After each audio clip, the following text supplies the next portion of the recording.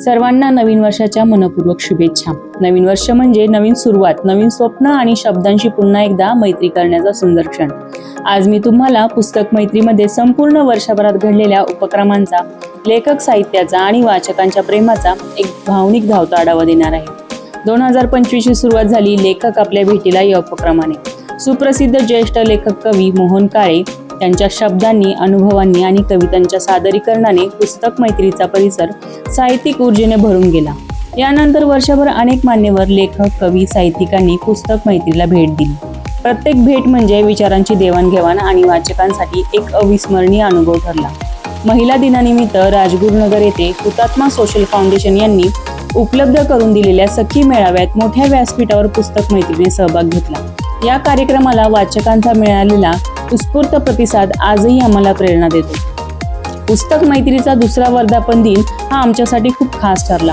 लेखक शरद तांदळे सरांची उपस्थिती, त्यांचे विचार प्रवर्तक भाषण श्रोत्यांच्या मनात कायमचं घर करून गेलं। त्या दिवशी मिळालेला मनमुराद आनंद शब्दात मांडणं कठीण आहे। आज पुस्तक मैत्रीचा एक मोठा आपुलकीचा परिवार तयार झाला आहे। राजगुरुनगरमध्ये येणाऱ्या साहित्यिकांसाठी पुस्तक मैत्री एक हक्काचं, विश्वासाचं आणि मायेचं ठिकाण बनलेलं आहे। शशांक मोहिते सरांनी पुस्तक मैत्रीला भेट देऊन आम्हाला शुभेच्छा दिल्या। तो क्षण आमच्यासाठी नेहमीच प्रेरणादायी राहिला। दरवर्षीप्रमाणे यावर्षीही गुढीपाडव्याला पुस्तक गुढी उभारण्यात आली।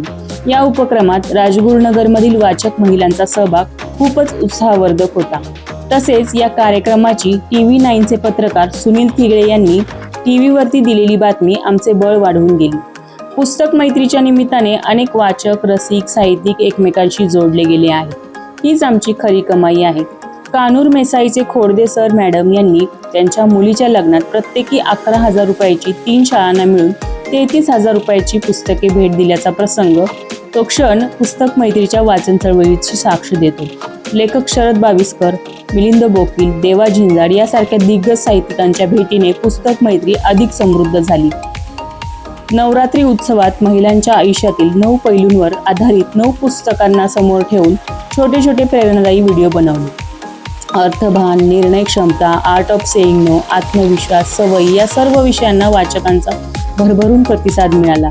यावर्षी पुस्तक मैत्रीचा दुसरा दिवाळी अंक DYSP मांडवे साहेब, doctor Dilip Bambale sir, Bambale madam आणि पोलीस खात्यातील मान्यवर अधिकाऱ्यांच्या हस्ते तसेच संपादक मंडळाच्या सदस्यांच्या समवेत प्रकाशित झाला। हा क्षण आमच्यासाठी अभिमानाचा ठरला। वाचन प्रेरणा दिनानिमित्त महात्मा गांधी विद्यालयाने आमंत्रण दिले।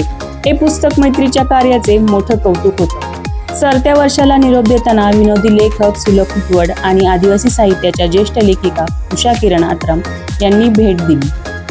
वर्षाची सांगता अर्थपूर्ण झाली। आजही पुस्तक मैत्रीत नवीन वाचक येत असतात। त्यांच्याशी होणाऱ्या चर्चा आम्हाला नवीन ऊर्जा आणि नवीन दिशा देऊन जातात। हीच आहे पुस्तक मैत्री, शब्दांची मैत्री, विचारांची नाळ आणि वाचनातून माणसं जोडणारा सुंदर प्रवास।